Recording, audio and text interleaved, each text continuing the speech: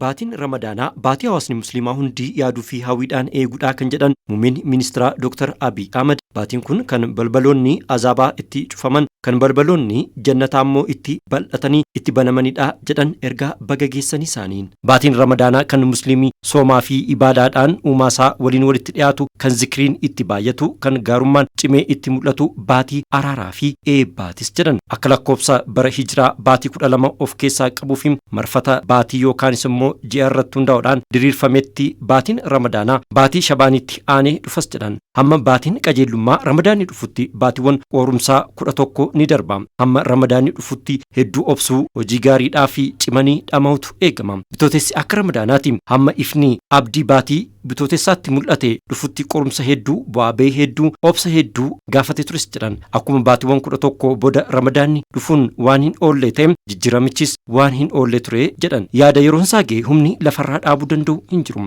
Dukkanni haguma dheeratuyyuu ifa guyyaa hambisuu hin danda'u. Injifatamee ifaa fi bakka ni gadhiisa. Naannoowwan bantiiwwan kaabaa fi kibbaa baatii ja'a guutu dukkanni isaan mudatallee dhugaa kanaaf ragaa ni ba'u. Baatiin Ramadaanaa qormaata bifa lama qabu. Utuu hin dhufiin dura qormaata baatiiwwan 11 dheeratutu isa mudata. Erga dhufee booda immoo sooma eebbaa fi garaa laafina akka hin taane sheexanni qormaata kan biraatti fida. Amanaa dhugaan lachuunuu dandamatee jabaatee keessa darba. Jijjiiramni bitootessaas akkasuma utuu hin dhufiin dura baroota hedduuf eegamaa fi yaadamaa tureera. Aarsaa dhaloota hedduus gaafateera. Erga dhufee booda immoo humnoota biyyi akka hin jijjiiramnee fi hin badhaane barbaadaniif qormaanni hedduun isa mudateera. Wanti dinqisiisaan taane immoo qormaatileen lachuunuu kan nama qoran garuu ammoo kan injifataman ta'uu isaaniiti. Baatiin Ramadaanaa bara kana dabarsinee nagaa qabeessa hiyyeessotaa fi harka qalleeyyii baay'ee kan itti gargaarre kan walii keenya wal deeggarre kan Itoophiyaanonni amantaa garaagaraa qaban tokkummaa isaanii sabdaneessa cimnaan kan itti agarsiisan turan. Isaan kun daandii keenyaaf mallattoo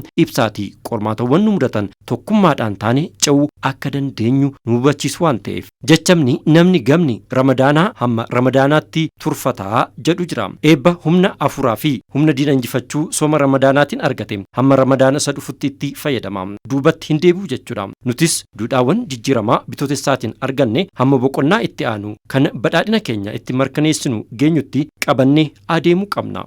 Nagaan dhiifamaa fi jaalalli duudhaawwan keenyadha. Jaalalaan ida'amuu fi dhiifamaan ce'uun qajeeltoo keenya isa ijooti.